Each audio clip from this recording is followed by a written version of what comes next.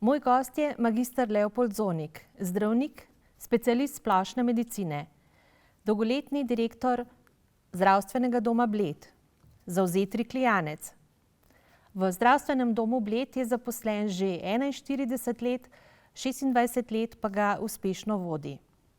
Je tudi letošnji častni občan občine Bled.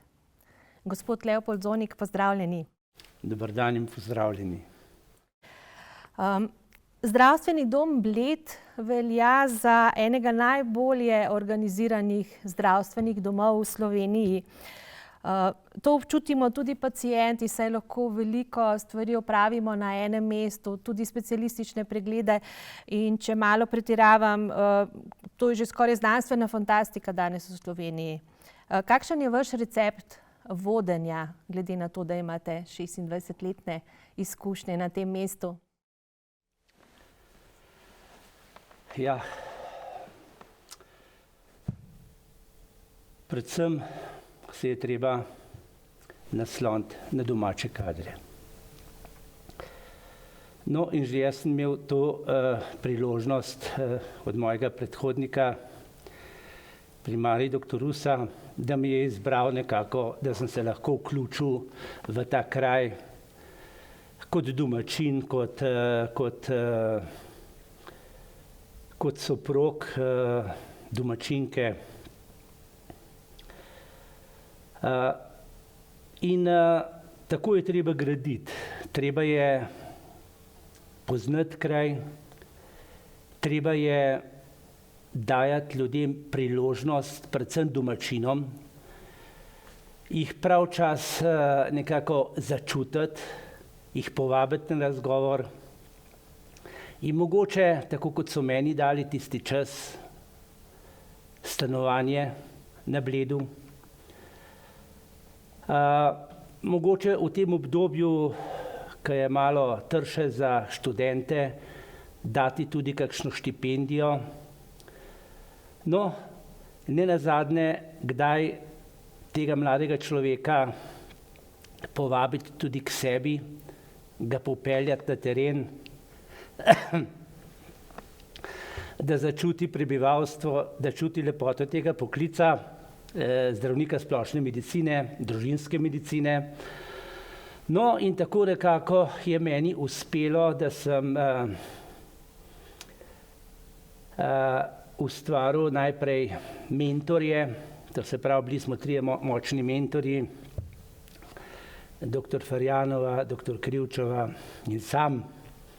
In smo potem nekako uspeli v tem kraju rekrutirati domačine, mlade fante, mlade dekleta, no in to je recept. To je recept. No, v 40 letih, odkar ste zdravnik, se je spremenilo praktično vse. In načini zdravljenja, in sama država, in ves ta okolje, v katerem delate, tudi pacienti. Kaj je po vašem mnenju tista kvaliteta glavna pri zdravniku? Kaj mora imeti dober zdravnik? Ja. Dober zdravnik, zdaj, če se osredotočiva na specialiste družinske medicine, splošne medicine, ki delajo v zdravstvenih domovih, je kvaliteta zdravnika ne samo, da odlično zna medicino,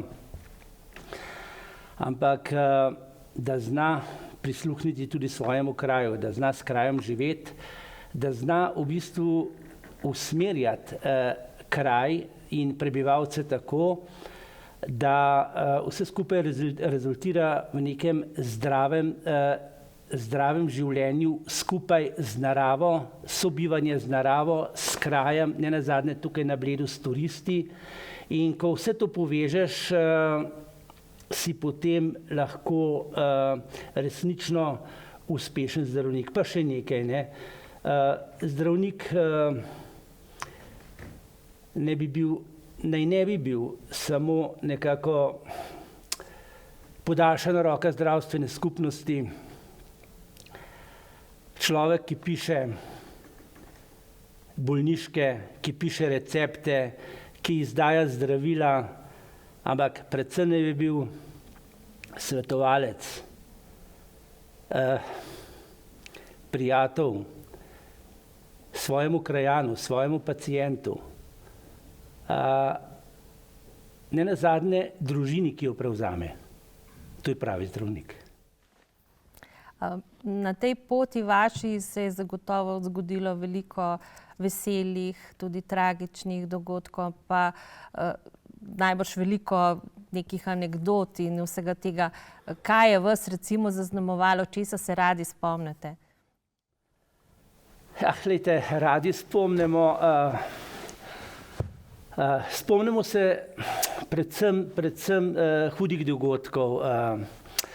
Teh radi spomnimo.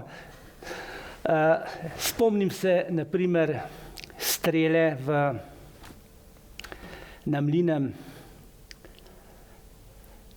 ki je pokosila ljudi, kjer je bila množična nesreča. Spomnim se Korejcev, ki so potonili ravno tako na Mlinem. Zakleto mesto. Spomnim se poledenelega jezera, kjer so ljudje eden za drugim popadali v luknjo in smo jih reševali s helikopterjem, ravno tako blizu Mlina. Seveda so pa potem tudi lepe zadeve, ko vidiš, da si rešil človeka, da je prišel z infarktom k tebi, z močno bolečino, da si ga spremljal do Ljubljane, da je medtem že prenehal dihati in mu prenehalo biti srce. V avtomobilu in nekako si potem z reanimacijo, z obema sodelavcema v reševalnem avtomobilu uspel ponovno človeka obuditi, ga pripeljati v klinični center, ko ti čestita kardiolog in nenazadnje po mesecu dni pride pacient, ti stisne roko in se ti zahvali. To je pa čisto lepo. Nepozaben občutek najbrž, ostane za vedno. Zdaj iz takega lepega občutja mi je skoraj težko vprašati, ampak zadnja leta nekako zdravniški poklic, pa če mogoče obrnem tudi nase, tudi novinarski poklic nekako izgubljata svoj ugled med ljudmi. Zakaj mislite, da se to dogaja in ali mislite, da je to upravičeno? Glejte, družba se spreminja. V daljnih letih, ko sem bil še otrok, se spomnim, da je bil zdravnik spoštovan, da je bil učitelj spoštovan, da je nenazadnje ravnatelj šole spoštovan, župan spoštovan, nenazadnje tudi župnik v kraju. Danes so se pa časi spremenili. Nekako prišla je tako imenovana demokracija in vemo, da je višjo stopnjo demokracije dosegamo, prihajamo potem do vrha demokracije, ki pa je že anarhija. V življenju morajo biti stvari več ali manj regulirane in ko razpustiš družbo, pride do tega, da več ni spoštovanja. In približno tako je v tej demokraciji, v kateri živimo. Spoštovanja več ni. Vsak lahko reče karkoli človeku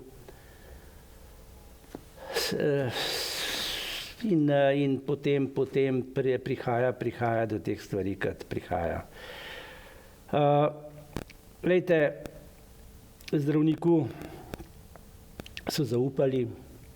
Zdravnik je v veri, v dobri veri, da bo dobro delal za človeka, pač delal vse življenje. In če ti slučajno spodleti, recimo, ne, ali pa če mogoče bolj mrko pogledaš, ali pa če se ne obrneš prav do pacienta, so danes takoj pritožbe. Te pritožbe se dajo razrešiti, veste, tudi v prvem medsebojnem razgovoru s pacientom, ne potem preko raznih advokatov pa tako naprej. Jaz mislim, več strpnosti v družbi, več spoštovanja v družbi. Pač tu smo, kjer smo. No, ravno to, kar ste omenili, to komuniciranje, ne, prvi razgovor s pacienti. Največkrat ti razočarani pacienti poudarjajo ravno to, da niso uspeli se pogovoriti, da jih ni nihče slišal. Tako da se vi strinjate s tem, ne? Ja, seveda, to, kar ste rekli prvič, najprej v življenju, v samem pogovoru, je treba poslušati, je treba slišati, je treba prisluhniti, je treba čutiti. In ko enkrat ti pustiš pacienta, da ti pove, da se ti izpove, potem je vse lažje. Malo narobe je, kadar ti vodiš razgovor in ga prekinjaš in ga hočeš usmerjati. Takrat velikokrat zgrešiš marsikatero pomembno stvar. Se pravi, pacientu pusti, da se ti izpove, pusti, da se ga dotakneš, da se on tebe dotakne. Enostavno mora nastati vez zaupanja. Vem, da primerljivost vodenja zdravstvenega doma z nekim vodenjem na državni ravni, vodenjem Ministrstva za zdravje, recimo, ni povsem na mestu, ampak vseeno, glede na to, koliko časa ste zdravnik, koliko časa ste vodja zdravstvenega doma, bil ste tudi strokovni vodja tega združenega, tako. Kaj vi menite, da bi bilo potrebno najprej urediti v tem zdravstvenem sistemu, ki je še vedno, to moramo poudariti, še vedno zelo, zelo dober? Ja. Težko je meni govoriti kot izvajalcu.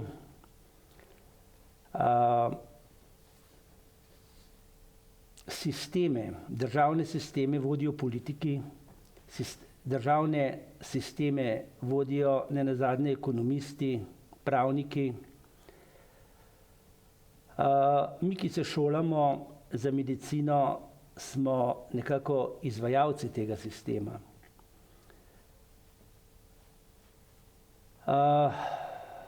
Naša medicina je bila odlično organizirana, dostopna. Z prehodom v koncesionarstvo, v zasebništvo, najprej v stomatologiji, potem v splošni medicini, se pravi družinski medicini, nenazadnje zdajle vidimo po vseh strokah, bolnicah pa tako naprej.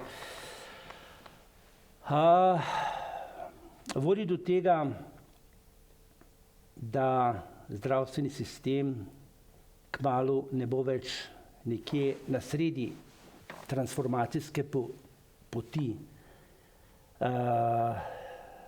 nekje iz nekih, še pravi prejšnjih socialističnih časov v tako imenovane kapitalistične. Tukaj na sredi ne bo vzdržen. Dela se prehod, ne vem, če je pravšnji. Ljudje, ki smo jih volili, ki vladajo, ki bodo vladali, bodo odgovorni za to transformacijo. In na naslednjih volitvah jih bo narod sodil. Mogoče bo pa prav. Če vas prav razumem, zdravnik, ki pride na mesto ministra, mora pozabiti, da je bil zdravnik. Ja. Ta funkcija je zelo pomembna. Opravljati jo moraš, jaz mislim, kar 24 ur na dan, tudi sanjaš jo. In ni časa, da bi med tem časom delal še kaj druge, ali polovičen delovni čas, ali karkoli. Pa ne samo to, ne samo zdravstvo. Ti moraš kot minister za zdravstvo gledati tudi integralni proračun, spoštovati premiera, to se pravi tega, ki vse ministre združuje. In nekje v tem krogu pravilno sodelovati.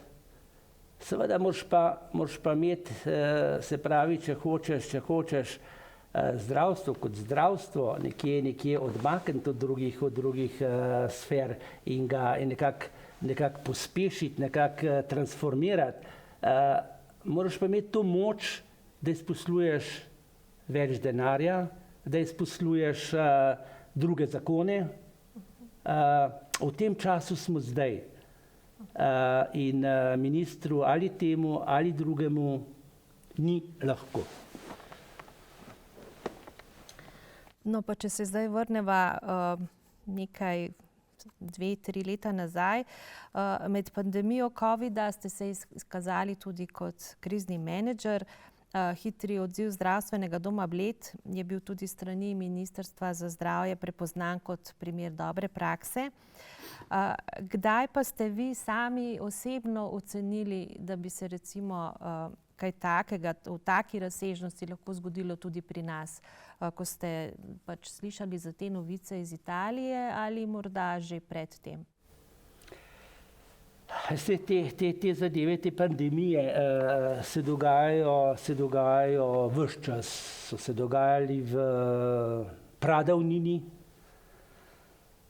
Vidite, kaj se je s svetom dogajalo, pa je propadlo, pa se je drugačna flora, pa drugačno podnebje naredili, pa tako naprej. To so vse spremembe v času. Se spominjam, ko smo cepili v Sloveniji, takrat sem pomagal še mami kot medicinski sestri, seštevali črtice, koliko ljudi smo pocepili. No, to je bila ena huda epidemija. No, zdajle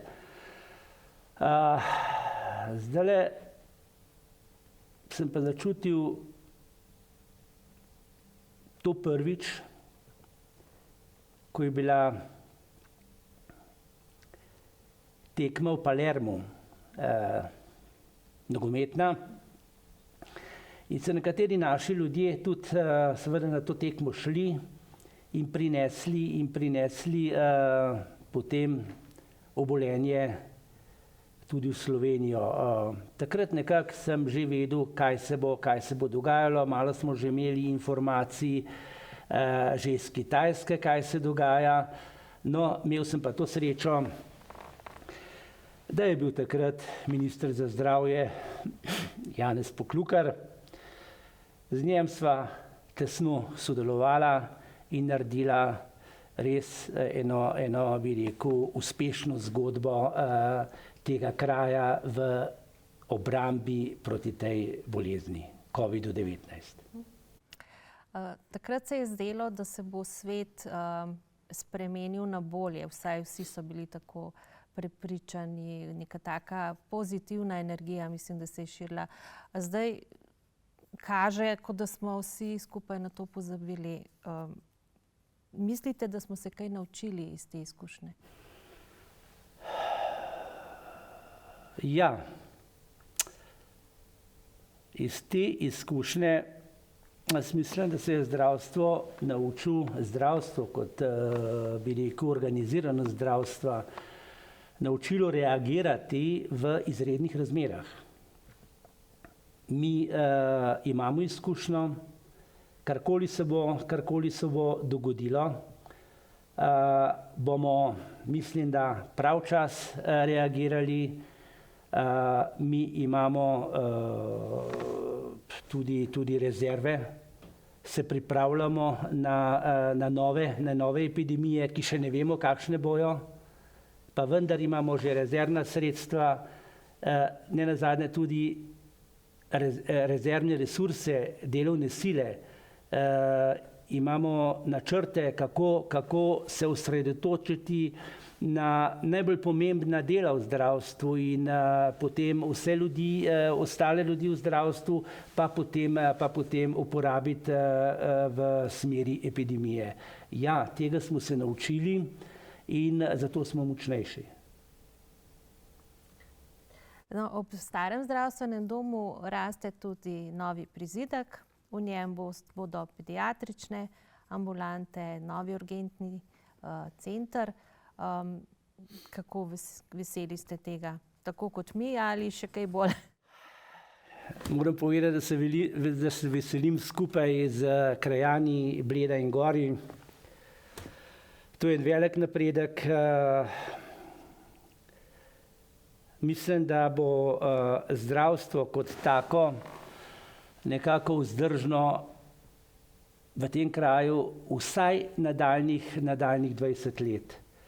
Kar se tiče objektov, kar se tiče materialnih sredstev in ne nazadnje, še bolj kot prizidka, veste, sem pa vesel tega, da smo ustvarili kar nekaj mladih zdravnikov, izučili, specializirali in naslednje leto, to leto, nekaj jih je že prišlo,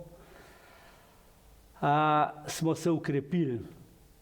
In ti mladi zdravniki so bodočnost zdravstva tega kraja. No, letos praznujemo tudi 200-letnico Riklijevega rojstva. Tudi pri oživljanju njegovih metod ste bil pionir. V začetku julija bo tako že 25. Riklijev pohod, na katerem udeleženci izkusijo te Riklijeve metode naravnega zdravljenja. Kako pa je spoznavanje teh metod na začetku vaše zdravniške poti vplivalo na vaš način zdravljenja pacientov? Ja, že sam sem bil nekako usmerjen v preventivno medicino, že od samega začetka mi je bila zelo blizu, zelo topla, rad sem prebiral te knjige. Ko pa sem prišel na Bled, mi je primarij doktor Rus in nenazadnje tudi gospod Benedik prezentiral vso dediščino Arnolda Riklija. No, in zdravilec Arnold Rikli je uporabljal te preventivne metode, je krepil zdravje z naravnimi metodami, je znal prisluhniti človeku, da ga popelje po naravnih potih v krepitev zdravja, v dobro življenje in ga nenazadnje odvadi tudi slabih razvad. Tako da želel sem, da te Riklijeve metode potem nekako ne samo pacienti, kraj nekako začuti, jih sprejme, ampak želel sem, da to prodre tudi v turizem, da prodre v hotele. No in takrat smo svetovali hotelom, da vsi delajo savne, da vsi delajo wellnesse, da vsi delajo potem, da imajo rekreatorje, da jih popeljejo v naravo, oziroma turiste. Nenazadnje smo pričeli v določenih hotelih potem tudi z jutranjo vadbo, to se pravi jutranjih dihalnih vaj. Tako da hoteli so prisluhnili, no, in predvsem dva hotela sta bila vodilna tukaj, hotel Golf bivši, hotel Jelovica. In kraj je, kot vidite danes, hotel Golf se je preimenoval v Rikli Balance hotel, ne. Lepa dediščina vsega tega je zdajle tudi v višji gostinski šoli na Bledu, ki goji, ki se ravno v wellnessu izobražuje. In je ena od vodilnih, bi rekel, teh šol, ki podaja to znanje mladim ljudem. Tako da, no, potem pa seveda sem pa zbral s pomočjo tudi bivšega direktorja hotela Park, gospoda Kerčmarja, ljudi, somišljenike. Prvič jih je bilo malo manj, mogoče malo manj kot 100.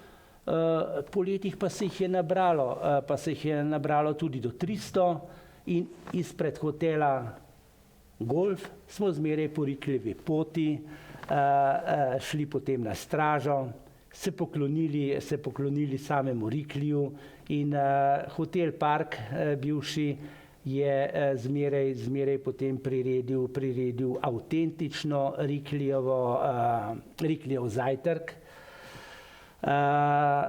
na straži, pa smo se potem podali iz straže proti mlinem. No, tudi tam gostilničar v penzionu Mlino je bil zmeraj dobrohoten, zmeraj nam je dal hidracijo, malinovca, vode, sokove. No, od tam pa smo se povzpeli potem na oba vršaca, Ojstrico in Osojnico, potem pa iz njih dol proti Zaki. No, in pokojni gospod Petek, takratni najemnik Zake, nam je pripravil potem tudi avtentično Rikljevo kosilo, to se pravi zelenjavno juhico, pa sadje, pa tako naprej. No, in to je bil en lep dogodek, ki se je ohranil do današnjih dni, tako kot ste zdaj rekli, že 25. No, ker vemo, da mora biti dober zdravnik vzor svojim pacientom, svojim pacientkam, mogoče še kako vi skrbite za svoje zdravje, za svoje dobro počutje, en tak recept? Ja, glejte, bi rekel, jaz imam to srečo, da sem nekako bil športnik, živel športno, da sem svoje telo ob službi potem tudi krepil. Nikoli nisem kadil, se nekako vdajal alkoholu, seveda sem pa tja, pa spiješ kozarček, drugače pa rekreacija, predvsem pa pomembno dovolj spanja, ne. Mogoče tukaj pri meni tega malo manj, ne, ker sem tudi dežural. To je malo nekako razburkalo moje življenje, moj način življenja, ne. Drugače je pa to recept. Recept biti športnik, živeti z naravo, rekreirati ob svoji službi, ki jo moraš imeti ne nazadnje rad. V službi ne smeš trpeti. Služba je tvoj drugi dom. Ti preživiš več kot polovico časa v službi in tja moraš iti rad, z veseljem. Okolje si moraš ustvariti tako, da te sprejema, da si zaželjen v okolju. Tako se moraš obnašati.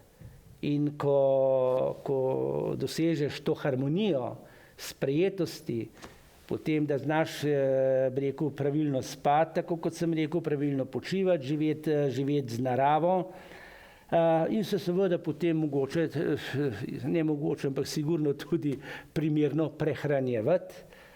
Pomembno je, da se ne odebelimo v življenju, da ne gremo na prekomerno telesno težo in če vse to nekako uspeš v življenju, potem dočakaš ta 70., mogoče tudi 80., 90. življenja zdrav.